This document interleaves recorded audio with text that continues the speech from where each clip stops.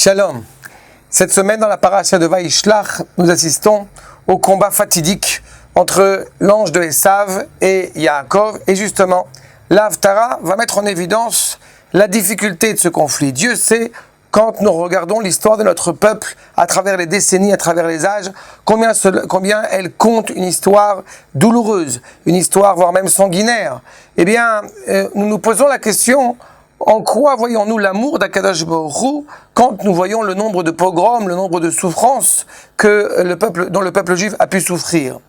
Et on pourrait effectivement se dire, on regarde cette Haftara qui, je tiens à préciser de suite, est proposée, et une prophétie énoncée par un converti de la culture de Édom. À cette époque-ci, nous parlons de la région de Jordanie qui par la suite va partir vers Rome, puis au fur et à mesure, comme le rappelle Rabbi Yitzhak Abravanel, dans le mélange des nations, eh bien cela va toucher au bout du compte le monde occidental. Mais il est certain que quand nous voyons ces souffrances, eh bien nous nous posons la question: où pouvons-nous percevoir l'amour du Créateur? Et puis par là même, dans la mesure où Akadosh Baruch Hu est aussi le juge suprême, comment peut-il cautionner, a priori, autant de souffrances? Eh bien, cette Haftara nous propose une réponse, nous propose la réponse d'Akadosh Baruch Hu lui-même, prononcée, comme je l'ai dit, par un ancien Édomi, par un ancien citoyen de cette culture, et qui s'adresse à eux avec des propos virulents, avec des propos au bout du compte où il est bien mis en évidence que leur fin est proche. Et je voudrais, plutôt que, comme l'intitulé de notre étude, je voudrais plutôt que d'évoquer la fin qui peut être tragique de cette culture occidentale, justement, ainsi qu'il est décrit à la fin de notre Haftara, qui se contente d'un chapitre. Toute la prophétie de Ovadia est un chapitre.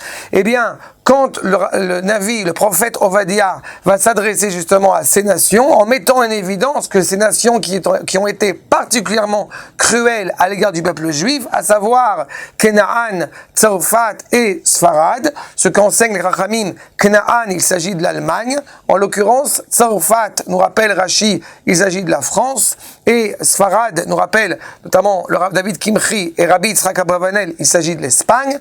Voilà trois contrées qui ont été particulièrement cruelles à l'égard de Am Israël, et il semblerait que la fin ne peut être que tragique. Eh bien justement, il est possible autrement.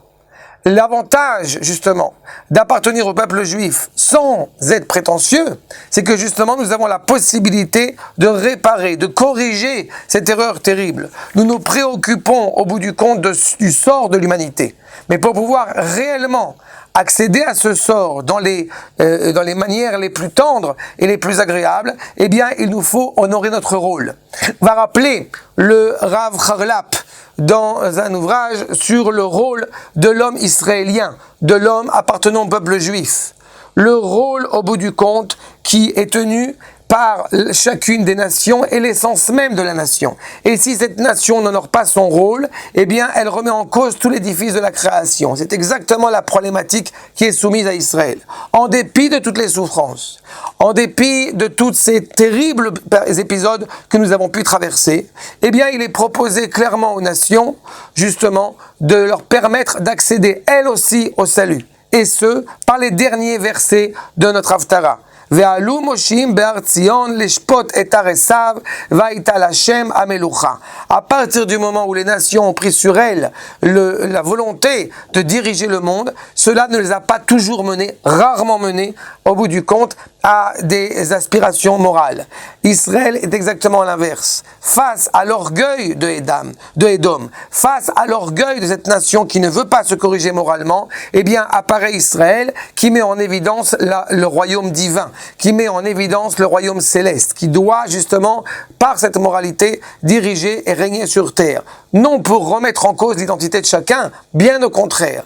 Mais viendra le jour, nous annonce le prophète, où, eh bien, sur le mont du Temple, à Jérusalem, au Sanhédrin, seront jugés justement ces descendants de Esav, qui non seulement ont pu faire souffrir le peuple juif, mais même lorsqu'ils ne l'ont pas fait souffrir, eh bien, ils se sont réjouis, ou ils ont attendu patiemment sur le côté, pendant que le peuple juif, malheureusement, souffrait terriblement, eh bien, cela ne sera pas impuni. On pourrait décider de passer, d'oublier l'histoire, ou au contraire, on peut prôner des propos véhéments et vociférer des propos cruels à l'égard des nations. Tel n'est pas notre propos. Nous souhaitons que la justice, que la morale, justement, soit pleinement présente dans le monde, et pour qu'elle soit présente, eh bien, il est nécessaire, et pour que justement ces nations soient elles aussi sauvées, il est fondamental qu'elles reconnaissent la moralité définie, évoquée par Israël, mais pour cela, évidemment, il faut d'abord qu'Israël lui-même